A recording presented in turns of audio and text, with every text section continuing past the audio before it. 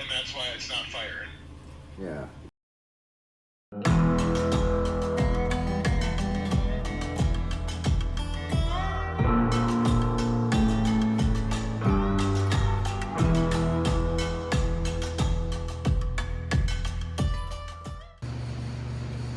Oh, Greg's looking pretty good.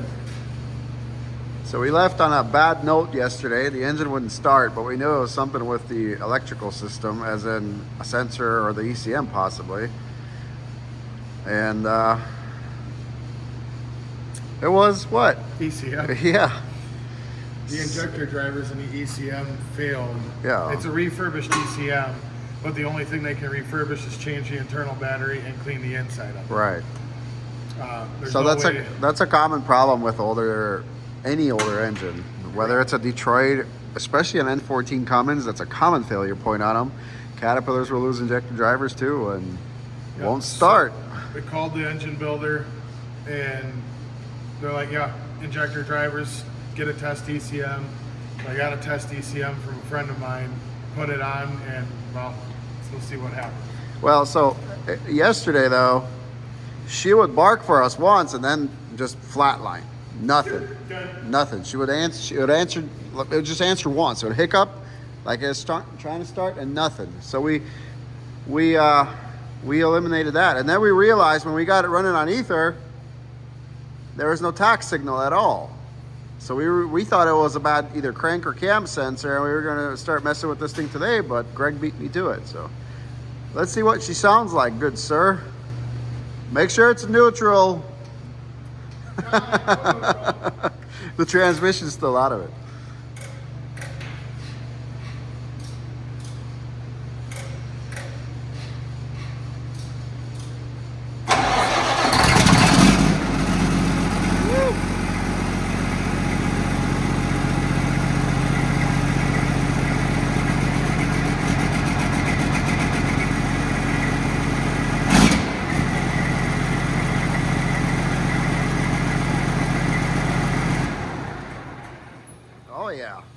Shoots right away for us. Might still have a little bit of air in the system that it's going to work itself out, but it fires right up. I bet you're happy. To say I didn't jump off the steps and joy is an understatement. Oh yeah. No, it looks good, and it's going to run probably just as good. What do you say we stab that transmission in it?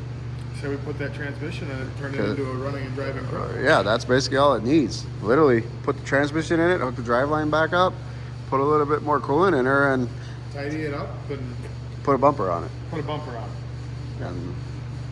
And so you're getting a new ECM, right? New ECM. High Horse is overnighting me one. I overnighted them one back, so we should have it by tomorrow afternoon, and we'll have the proper tune for it. And this isn't like this isn't High Horse's fault. This just happens. There's no way of really testing these unless you have a engine dyno and you can just load this thing up. Right. Or a chassis dyno in a truck. I mean, if they do an in-frame or something, ECMs just go bad. Right, and it's a risk I was taking, having an engine builder 7 hours from here. That's not that bad. At least it ain't in California or something. Who would go to California? Oh, well, shit. Exactly. New York or East Coast or something. So Michigan ain't that bad, but nope. But they were on the phone with us till 9 o'clock last night, and we got it figured out. And problem solved. Solution is on its way. And what fun it is to be under a truck. Well, let's go up with her. What do you say? Yes, sir. Oh, she wants to tilt down. Okay, that's good. Keep your eye on it. Yep. Stabilize it. We might. Is that shaft going to clear the throw out? Nope. I'm gonna go back just a All right. snudge. All right. We should be clear. You want to push it over to the right a little? Towards the right. Towards the right, just a little bit. No, the other right. There you go. Maybe a smidge more. All right, that's good. The lower the better when we want to maneuver it, you know? Right. You keep your eye over there on that shaft. Shit. I hope we clear the drive shaft back here. We might have to, I don't know, we'll see. It might be in the way, which is weird because... Well, we pulled the old trans out with the motor. That's right, we did.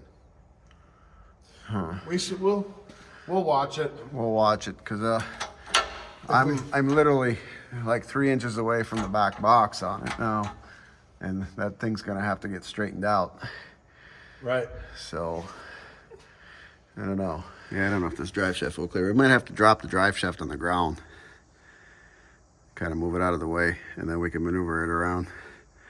How are we looking up there as far as... We can come forward a little bit. Can we come forward? Is it going to clear it? All right, hang on a second. That bolt hole, is that bolt going in? Or is it a little tight? A little tight. I think maybe put one on the bottom here.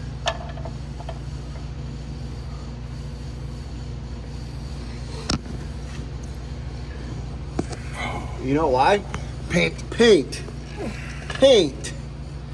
So we just got this ginormous 18-speed, 1,200-pound transmission installed. I think that's about what they weigh. I think they're at least 1,000. No camera person, and forgot tripod at home, so you guys are just gonna have to believe us that we did it. We snapped our fingers and it just popped. It just popped right into place. The transmission jack suffered a little bit. The bearing came out of it, but Slight casualty. Slight casualty. That's all right. And this little knob, they decided, oh, that's all right. We'll just press fit this. And with a little super glue. Put a little super glue on it, and that'll be our tilt. But yeah, she's getting there now. Greg's got her in. Greg's got the bolts in it. And we're sending her home. The clutch, the throw out and the thing looks good, right? She's, as Pat McFarland would say, she's over the top. Over the top. That's good to know. All right, well, we got her in. Ow! What'd you do? Punched myself in the forehead. That's fun. There's always that one bolt. Always that one bolt. I got it in pretty good now. There you go. Perfect, because that's lined up. Okay, there's the muffler clamp.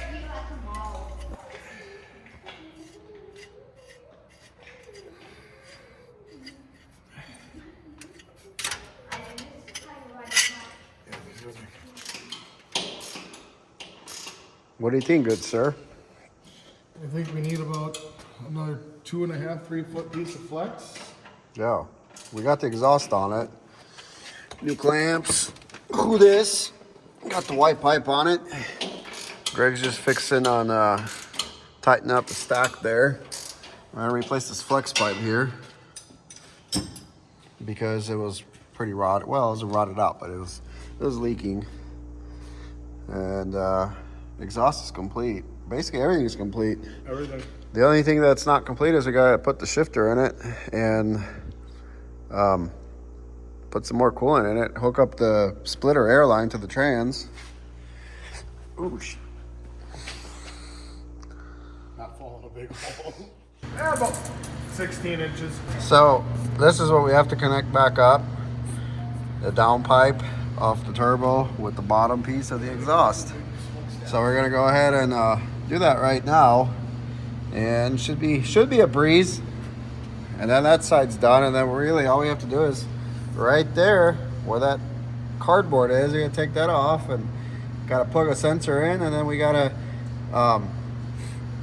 put the shifter on, and then we're gonna let her down, put the bumper on it, check the fluid in the transmission. And Greg wants to drive it so bad. He's scared to drive it with his ECM, but I think it'll be all right. Well, the ECM's not bolted to the block yet either. Oh, well, we should probably do that. Yeah. Probably at least put one bolt in it. Yeah, 1 or 2. One or I two. do too, so it's at least evenly distributed. Cross. There we go. Yeah. What'd you do? They crap the bearings out. Oh, is that a Harbor Freight problem? Yeah, I think they'll warranty it though. Safety third. That's what I was just doing. I was like, so I might be able to throw you that.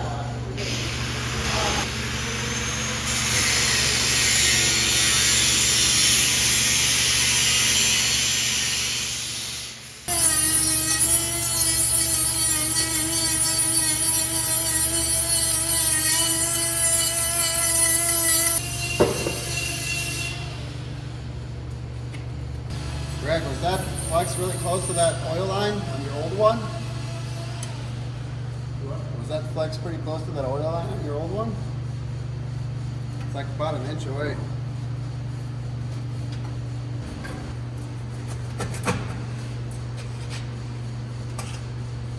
It's about right there.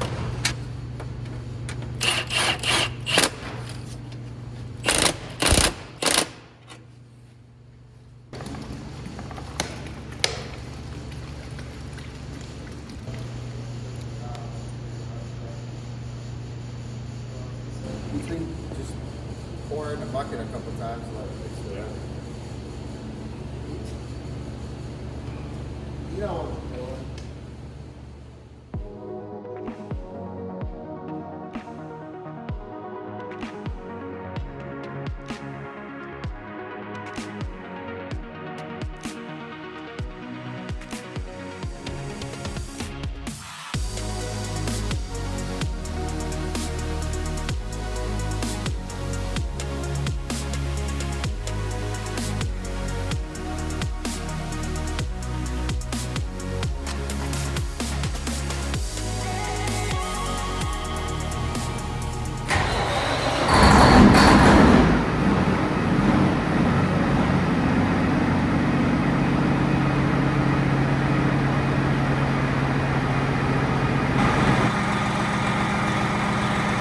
It's running real good. It's got real good oil pressure for a cold start on the Detroit. It's a little over 60 pounds, so that's real good.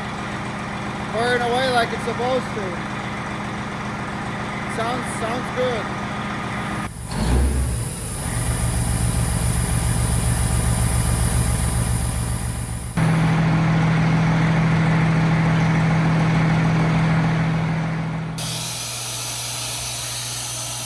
Figuring out this airline. Might not want to go in because it's leaking air right now.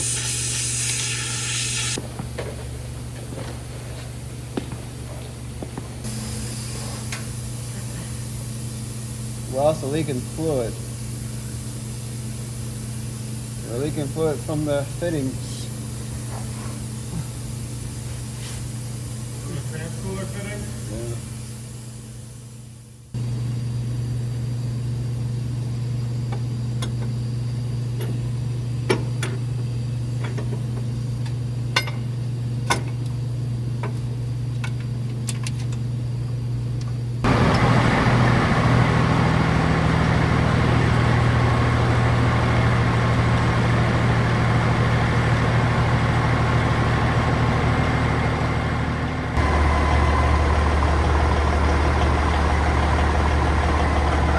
Nice view.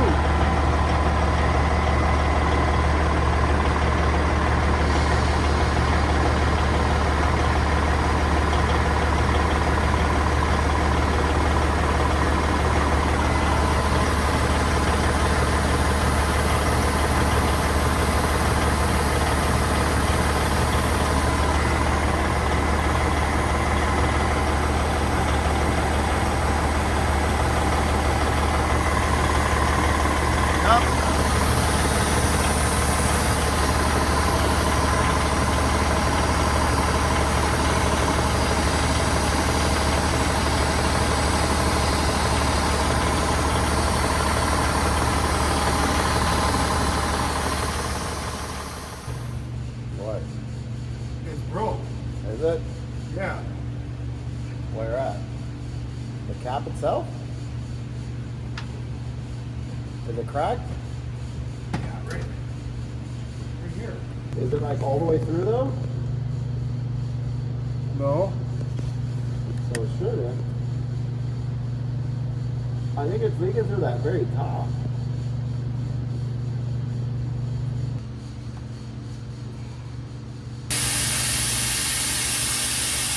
Stop.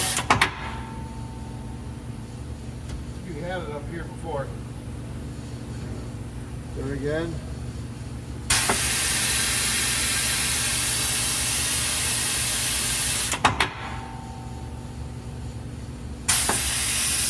Right here. Where?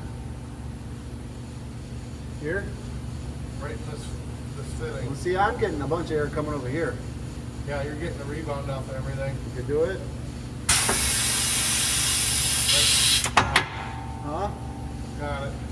Is it loose? No. Yeah.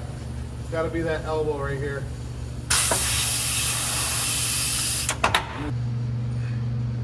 Wah, wah, wah. That right there is a broken fitting, and that's why we were leaking air. Awesomeness. As Martin would say, you're gonna get that on those big jobs. Yeah, this is a big job. Don't be fooled, guys. It's a big job. You know, they managed to get that sucker out and a whole new one in, and a new transmission in 1 week's time. It's a big job. So yeah, there's always going to be something that's going to pop up, but no big deal. They'll get it fixed. They'll get it figured out. I need to charge my phone. So we're gonna take this off completely, and we're gonna be able to remove our fitting.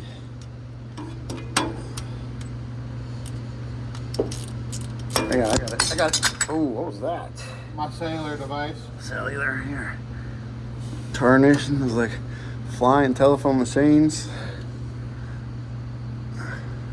My mama thing. Oh, there's probably a gasket underneath this too, so I would probably, I hate when the bolts fall over. I'd probably, there we go. Oh, there's a gasket, but we should be all right. So yeah, this is our high and low, and here's our problem. That is in there so stupid tight that it won't come out.